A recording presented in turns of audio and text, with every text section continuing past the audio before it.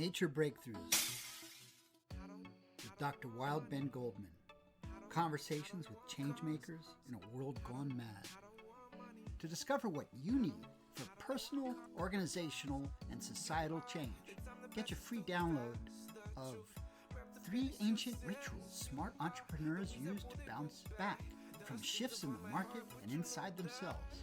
Go to www.naturebreakthroughs.com. Yes, you pull them till they bite down. On the lies that you built from my doubts. I don't want money, I don't want cars, I just wanna be free. I'm going to try something new today for my blog.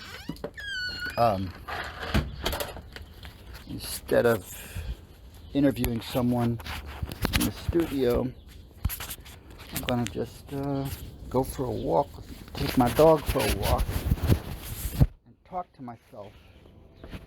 Just like one of those obnoxious people who walk down the street talking to themselves, look like they're schizophrenic. That's going to be me today. I forgot my hat. Where's my hat? And you and I are going to go for like a 45-minute walk down to the waterfront, and I'm going to talk with you about masks. I've been working on an art project called the Mask series now for pretty much all year. It's my pandemic series, and oh, it's a beautiful day. 41 degrees, sunny. I don't know if you can hear the birds, but I can. What is a mask? Let me Google that. Just to get the right definition. I know what I would say before I read it. A mask is something that covers something else for whatever purpose. Here's what Google says: a covering for all or part of the face worn as a disguise or to amuse or terrify other people. And then the second one is a covering made of fiber or gauze and fitting over the nose and mouth to protect against dust or air pollution, or made of sterile gauze and worn to prevent infection of the wearer or in surgery of the patient. And it's also a verb. He had been masked, bound, and abducted. Cover the face with a mask to conceal something from view. Yeah. So let's make sure I'm still recording. Yep. So yeah, we all know what's a mask. Oh my goodness. Do we really? You know, masks are a ubiquitous part of being human. We've always got masks on. I got my daddy mask, I got my son mask, I got my brother mask, right? Like all of our identities in a way are masks. Or are they? Maybe they're not. You know, but I mean, essentially, like there's an aspect of a mask that is like in contrast to reality or truth, that we're masking something. But of course, masks are a reality, right? A mask is a real thing. It's like a different layer of reality.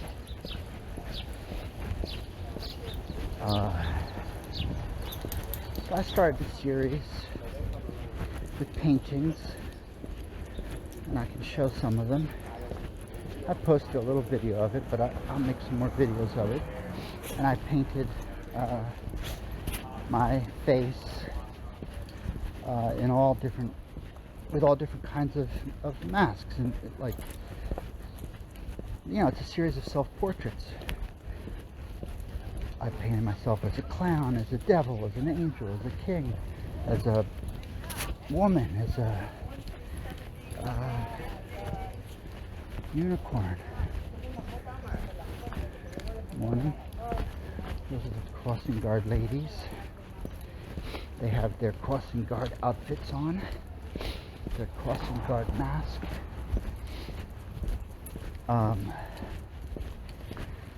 And I don't know, it fascinates me because, you know, I'm someone who's into figuring out the truth of the matter, kind of trying to reveal, you know, what's the true reality beneath the mask. That's an important part of how I identify. I gotta put my mask up. There's a bunch of little kids just walking past me to go to school. And they're all very dutifully masked with their mother.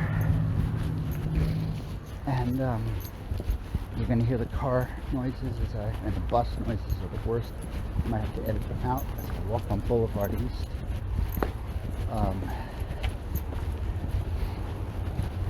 So there's a couple stories I want to tell you. Well, one is, let me see. One part of what I'm doing now is that I'm on a pause because my mask series has evolved into the creation of a sculpture made out of wood.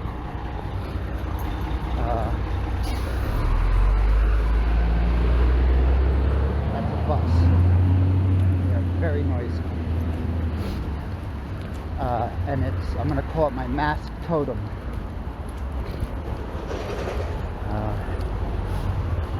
An ex-girlfriend said that was cultural appropriation.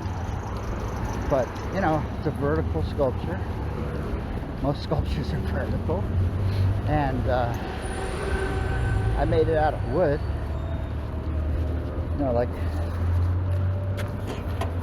which is the same material. I just mailed my daughter's absence. Got to put the mask up. Hi, good morning. Hi, good morning. Let pass more crossing guards. I just mailed my daughter's absentee ballot for her. She told me to vote for whoever. And you know, that's a mask because there's all these places on the ballot that says I got to sign if I delivered it, like as though this is a fake vote. But it's not a fake vote. It's an absentee ballot. She was mailed. She asked for it, and then she asked me to fill it out for her. She didn't care who I voted for, so it's the only it's actually just a school board election, and apparently it's the only one in the entire county that's contested. That's how things work around here. Nobody participates, or barely anybody participates, and it's just the machine that runs everything. So of course I voted for the one person that ran against the machine. I don't know anything about them. They're wearing their politician mask. I've done that in the past too.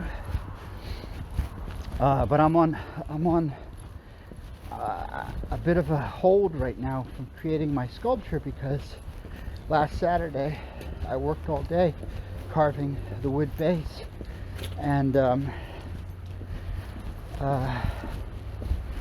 got carpal tunnel syndrome from carving, and I found out that it mostly afflicts people over 55. I'm 60, and I woke up every night with my hands like on fire, and I'm taking a break for a week. Hopefully I'll be able to get back to carving, and we'll be able to figure out a carving schedule that the morning that works with my body, so that I can continue this first I was afraid I wouldn't be able to finish it. Well, the good news is that a big part of this sculpture project was inspired by a program that I've been accepted to, which is called the Sculpture X program at William Patterson University, that was created by my friend, the sculptor Michael Reese, and it uses a giant robot to carve the wood. So, so just, I'm assuming you're following all these masks I'm talking about. Is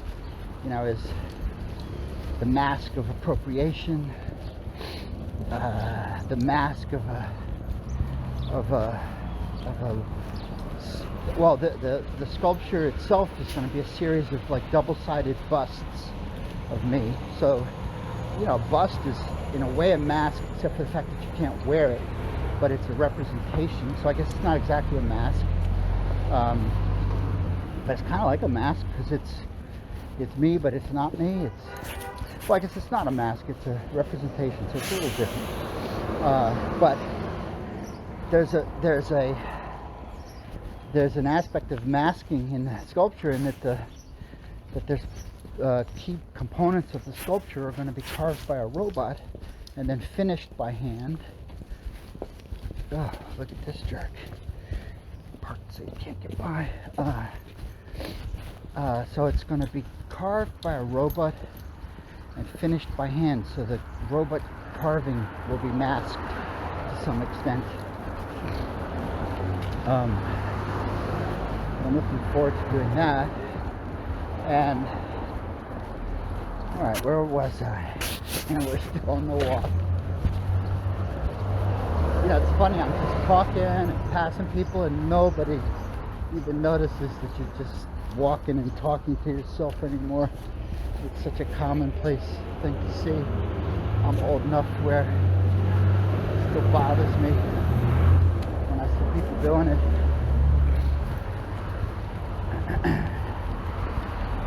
So, and there's a mask element to that too.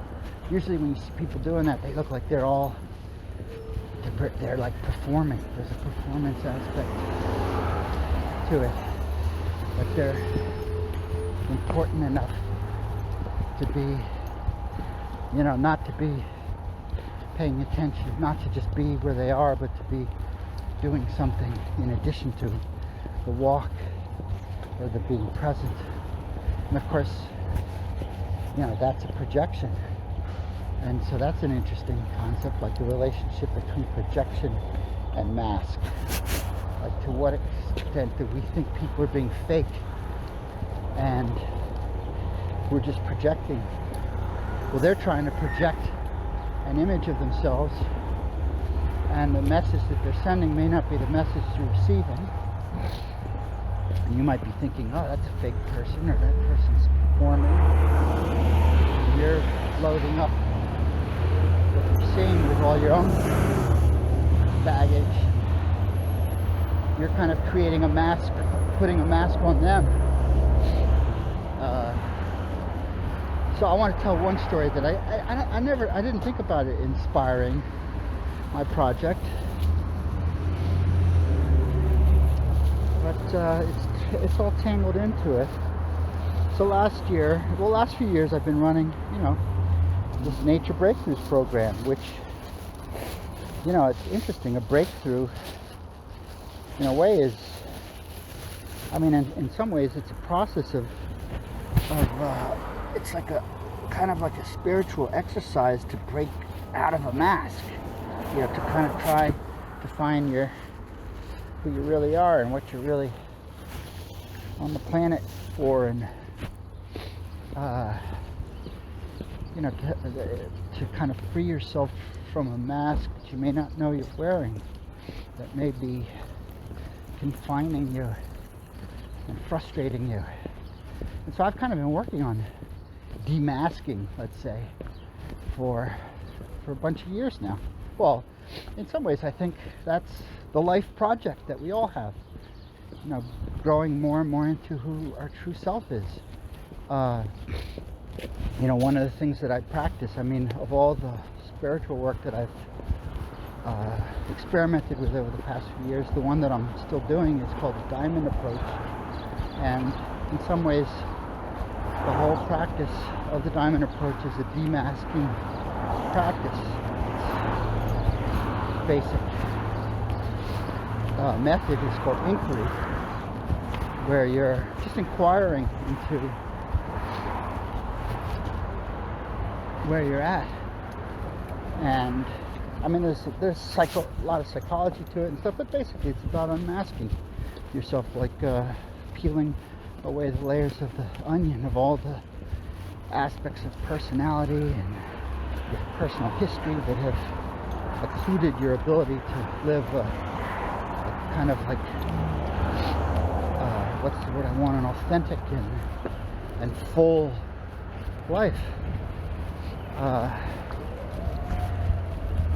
So my Nature Breakthroughs program was, I created that while I was doing the Diamond Approach and other things. It's not totally, it's not derivative of the Diamond Approach. It's kind of like a parallel thing, and where I take people into the woods for breakthroughs, and I use a kind of ancient process where you basically sit in the woods for a few days and you fast and you're with yourself and you're basically doing something most people never do in their lifetime, which is spending 36 hours alone without any distraction at all. Not even food, but no social contact, nothing, and you're basically meeting yourself. People are afraid of being in the woods and the bears and the trees falling or whatever, the bugs, but the hardest part is being with yourself with nothing, with no masks basically, except the ones in your head. And so through that, at the last Wild Call weekend, which is the name of the event that I hold, 2 people showed up. Actually, what's interesting is one of them was Michael Reese, who I'm doing a sculpture project with, and the other was a woman that I had met through one of my coaches, and she was like a healer type, into human design, I think was the name of the system that she taught, which is a very kind of conceptual project, and anyway, she seemed frankly a little crazy to me, but whatever, good person. And she had her experience that was interesting, and she struck me as someone that had her strengths and weaknesses like everybody, and was able to see and hear certain things but not other things. And I think she had a profound experience. She said she wanted to come back and wanted to bring people, but instead she moved to Costa Rica, where she was following a cryptocurrency trader, like guru, a woman who she called her mentor. And she, wasn't a hard sell, it was a very soft sell. She kind of said, check it out, this is what I'm doing. Now, I've been, making my living off of investing now for years. And, I'd say for the past, since 2017, I guess, or 2016, I first dabbled in the crypto world. I bought a bunch of different coins, tokens before the peak in 2017. Made a ton of money and then held on to it too long, and then it burst and went into negative territory. And I also experimented with mining crypto coins. I bought components for a machine that was mining in Texas because of the cheap energy down there at the time. And I mined these. I'm walking down to the waterfront now. It's traffic. I mined these kind of like various coins with various names. Thousands of coins being generated by this thing. I was paying $200 a month for the electricity, and basically I quit after a year of doing all this because the coins were basically worthless, and I lost about 50% of the money that I put into it, and actually probably more if you include the cost of the machine, which was expensive, and there's a bunch of video cards, I guess, in a rack, and so that was a fiasco.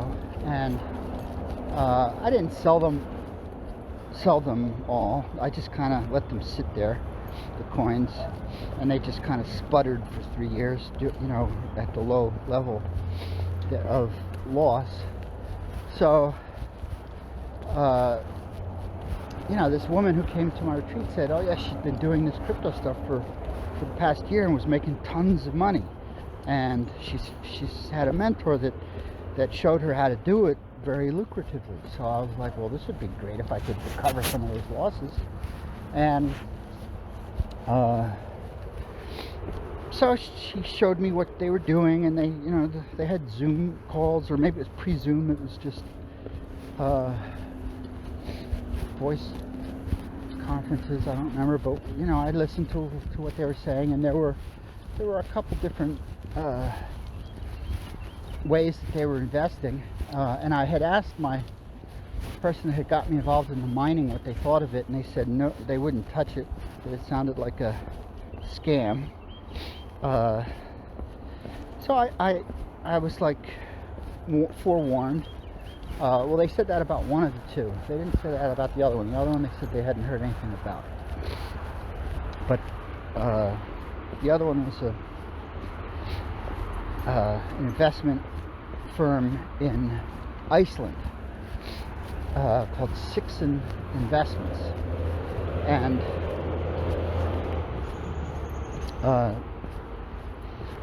they had a website and an annual report and a corporation that had been a traditional investment firm in Iceland and converted to a crypto mining outfit. And Iceland has that's where the mining takes place, is in countries where energy is very cheap, where they have hydro and cold climates with hydro. And Iceland is like one of the centers for crypto mining, and these people were guaranteeing astronomical rates of return. And I asked them tons of questions about how it worked. I reviewed their financial report, and everything looked above board. They had a board of directors. They had financial statements that were.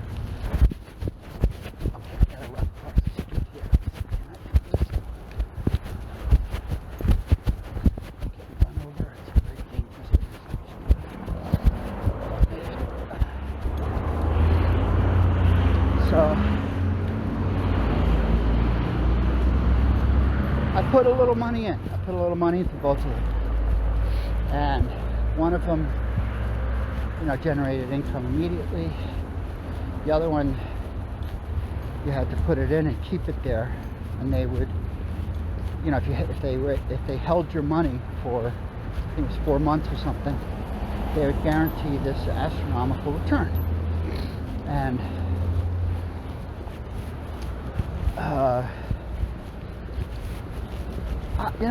I started with a little bit of money. So meanwhile, Bitcoin started going up like crazy.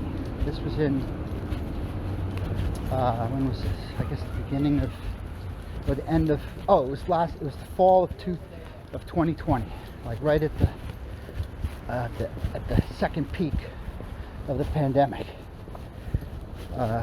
Yeah, it was in September 2020. And the returns, the astronomical returns, were justified just from Bitcoin investments. But these people were mining other coins, and they had algorithms that they were using to use some kind of a artificial intelligence to track the technical charts of these prices of the coins for when they bought and sold, and they were making lots of money. And one of them, you could take the money out, and sure enough, I was making money, and it was happening. So then I put a little more in, and I started making calculations of how much money I would make if this worked. And the bottom line of this thing was that they guaranteed the principal.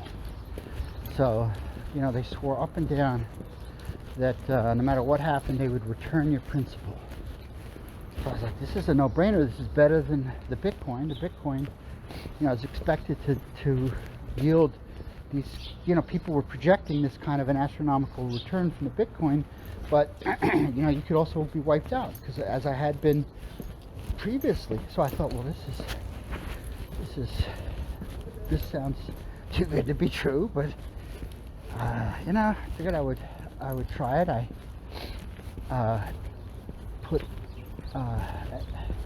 and I started making calculations, and I figured out how much I would need to put in order to make $1 million in 6 months, and I did it. I put that in, and part of it returned money in real time every week, and part of it you had to wait to get the money. The big money you had to wait for. And sure enough, the weekly money came through every week, and I made thousands of dollars from that. But then, of course, trouble signs started. Let me see if I can unfold like how it happened. The people that got me involved had told me that they had been, there were people that they were working with that had been working with this company for years, and they were completely reliable, and everything that they said that they would do, they did. They had no bad experience with them, and everything that I did with them checked out. They had answers to every question I had. Let me see I don't remember exactly what happened first, but one thing that happened was they, I know what happened first, was as I was calculating how to make $1 million, I started putting money into this thing, and Coinbase, which is like the largest platform, come on man,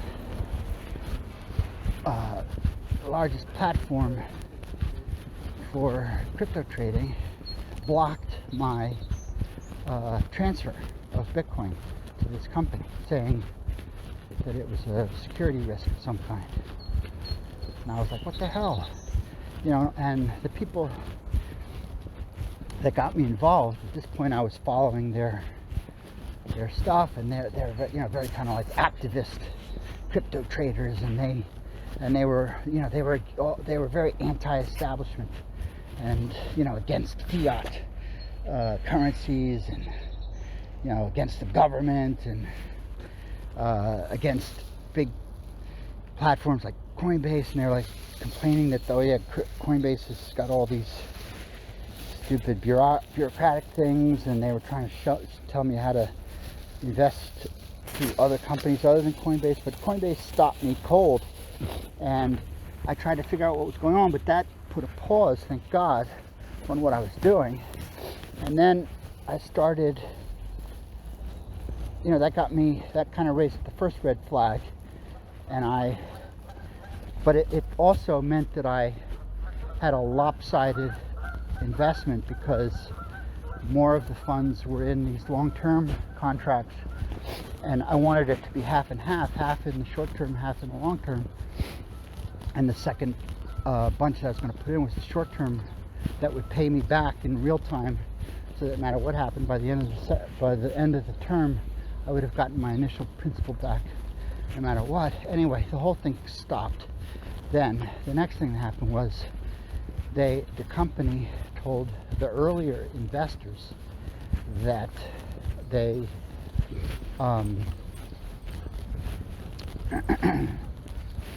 was a delay in their ability to repay them because of a change in government regulations in Iceland. And they had this whole story. So it didn't sound right. And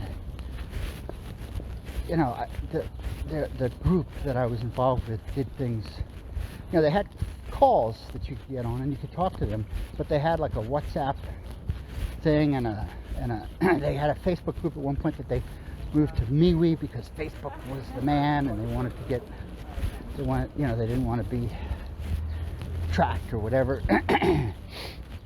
But it was always set up so that only the administrators could communicate. You couldn't quite, there's all these weird little restrictions. But anyway, I got on one of the calls and I was like, well, look, there's an easy thing to do here, which is, I started to find out that these people had not done the due diligence that I thought they had done. That I said, well, you said a friend of yours had been working with them for a year and had no problem. And the woman's like, oh, it wasn't a friend. I'm like, well, who was it?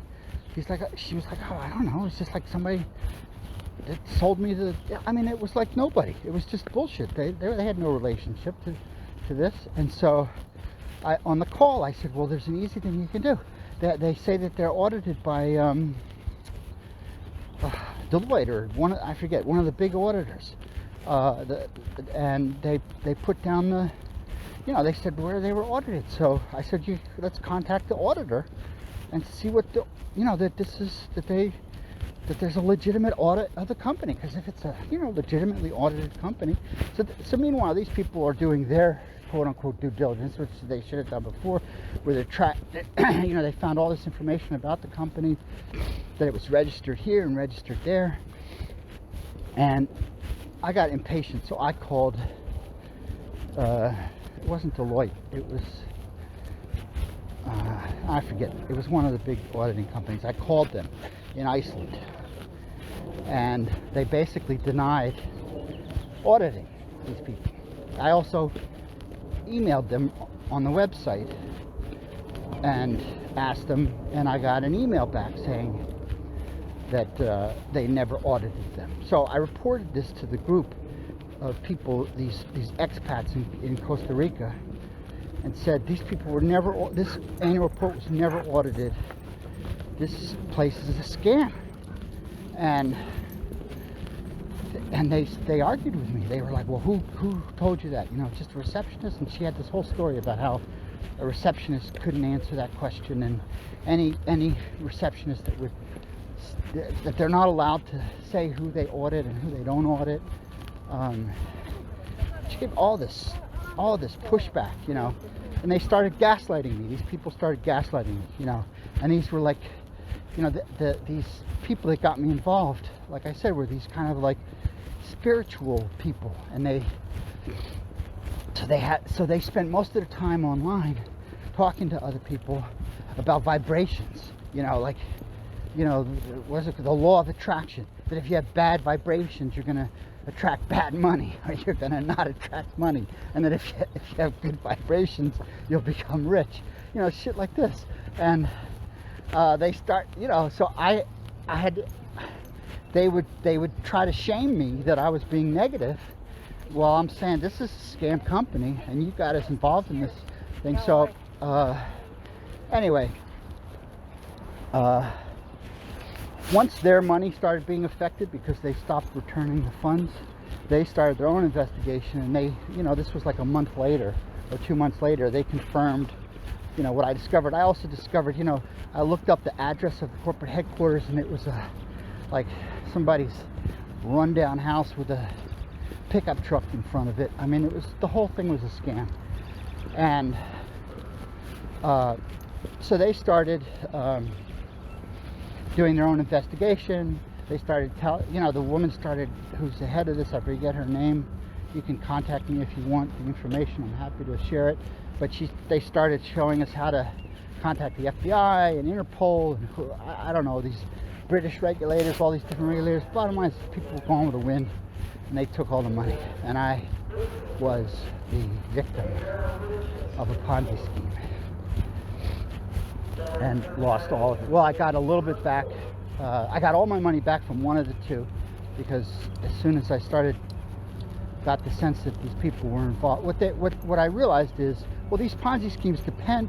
So I don't know whether the people that got me involved were, like complicit, or whether they were just also victims. But whether they were, whichever, they were like bottom feeders. These are people that were the only reason that I got involved was, my first decision was, is this legitimate or is it not legitimate? If it's not legitimate, I don't want to be involved. If it is legitimate, would I take the risk? So with the due diligence that I did, it appeared to be legitimate. But I think these people knew that there was a very high likelihood that it was not legitimate. And that they did their risk calculations based upon an assumption that there was a very high probability that it was illegitimate. In other words, they're saying, okay, I'll participate knowingly in a Ponzi scheme because I've got one foot in the door, one foot out the door, and I know that it takes a certain amount of time for the Ponzi to unfold, and I can get my money out and make money off of other people's misery. And I think that is what these people were doing. Although I don't know that they all were doing it. Like the person that came to my Wild Call weekend, I think she might have just been a dupe. But a dupe that's trying to make money off the crypto world. Now, so there's a tale of masks within masks within masks. These people, the whole corporate board was fake people that were, they had stolen their identities and posted them. The whole annual report was fake. The whole thing was a mask. Okay, now I got to walk up 15 flights of stairs on the Palisade. So that's going to be interesting. You're going to be listening. I won't mask the fact that I'm out of breath. And you're going to be listening to me finish my tale. Let me make sure I didn't turn off the microphone. Hello? Yeah, still working. You're going to be listening to me finish my tale as I walk up the magnificent cliffs facing Manhattan. So where was I? I told you the tale of my Ponzi scheme. And, here's the sick part. If instead of putting the money into that Ponzi, I had simply taken this, what I did was I paid them in Bitcoin. And if I had instead just held that Bitcoin, I would have made $1 million.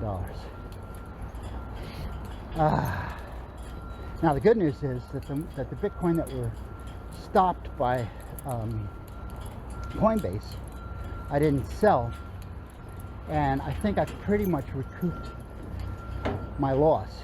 So I think after this whole fiasco, I've ended up with net even.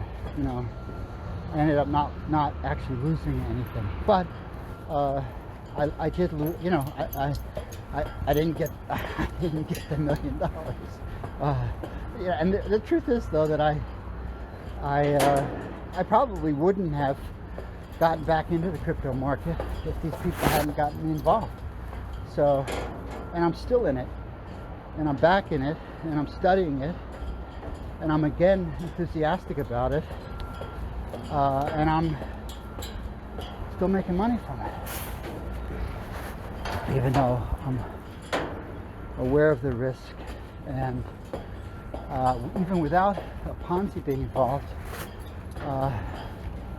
the money can blow up at any second. Okay, here we are, about third flight. I'm going to take it slow so I can keep talking to you. So, that was a big masking and unmasking. That was the immediate precursor to my creating the mask series. The other aspect of it is that, you know, I've been working on this walk all weekend and trying to get people to come into the woods and do these. They're essentially like kind of mini vision fast. And I felt like I had to wear a mask. To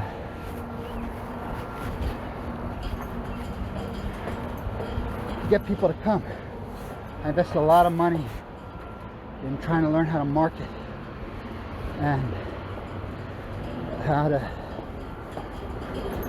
they call it education-based marketing, to get people to come to my events. And I hated that part of it. And I invested money in coaches who were kind of more expert in marketing, and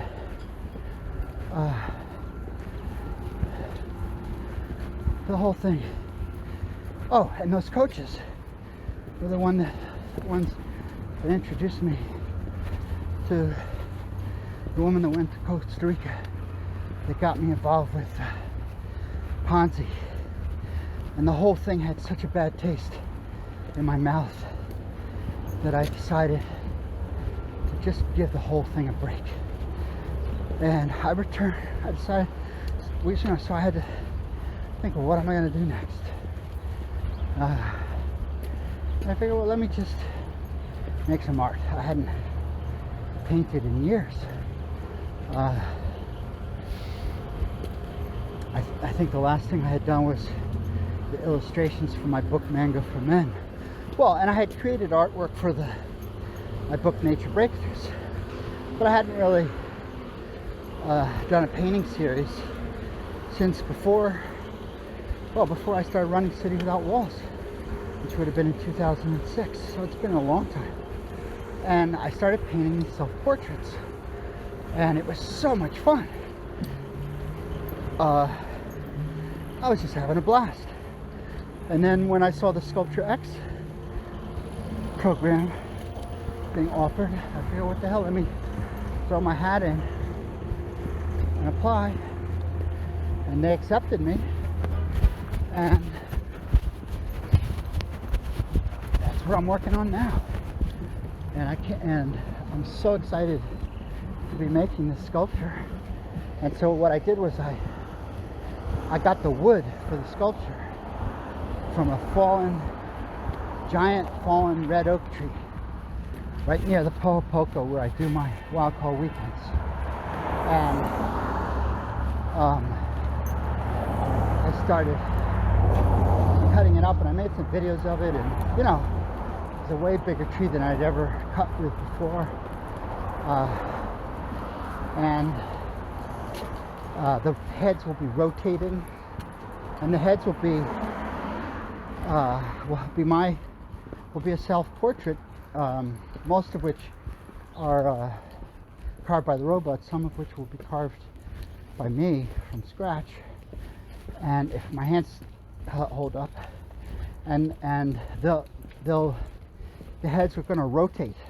I was inspired by like a Tibetan prayer wheels that you put your hands on, you turn them and they rotate.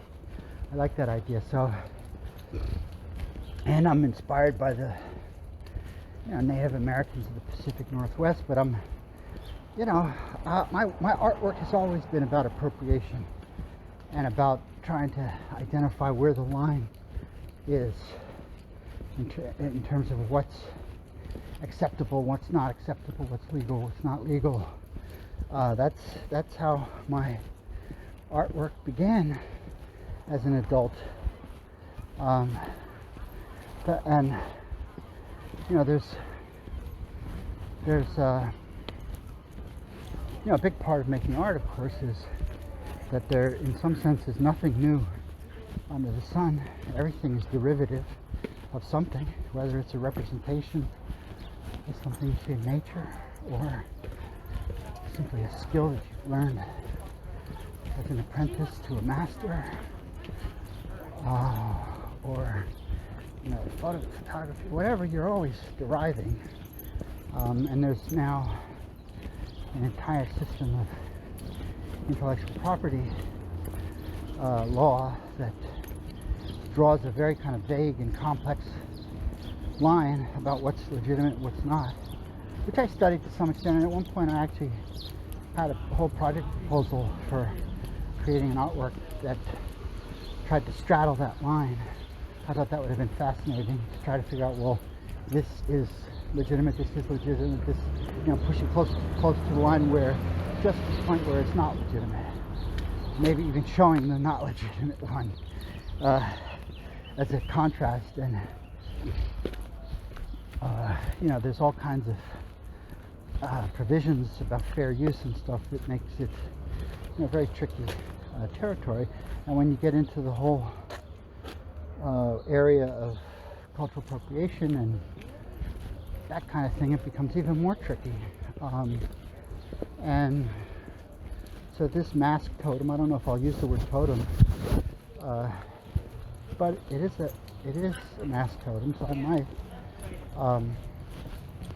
is in that, is doing that balancing act,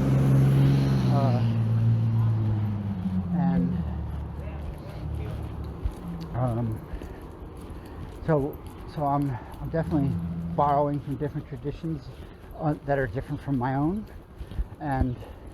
but I'm also creating something that's wholly new and different than what anyone else has ever created. And I had to engineer the mechanisms to allow the vertical heads to rotate, and I've only tested one so far. I haven't actually stacked them yet to see if it'll work, but I'll be able to start testing that soon, in the next couple of weeks. And there's all kinds of technical issues of working with the wood. And so what I'll do is I've derived these busts from the paintings, a couple of the paintings. So I think there'll be like about 8 faces on 4 busts, or maybe 10 faces on 5 double-sided busts. They'll rotate and they'll have, either my face or something like that, and they'll be costumed with various masks. So that's my mask podcast, and I'm returning to my home, and thank you for listening to the Nature Breakthroughs broadcast, and I'll see you again soon, although I guess I don't know if there'll be a video for this one, unlike the others. Bye. Thanks for listening to the Nature Breakthroughs podcast with Dr. Wild Ben Goldman. To discover what you need for personal, organizational, and societal change, get your free download of 3 ancient rituals smart entrepreneurs use to bounce back from shifts in the market and inside themselves. Go to www.naturebreakthroughs.com.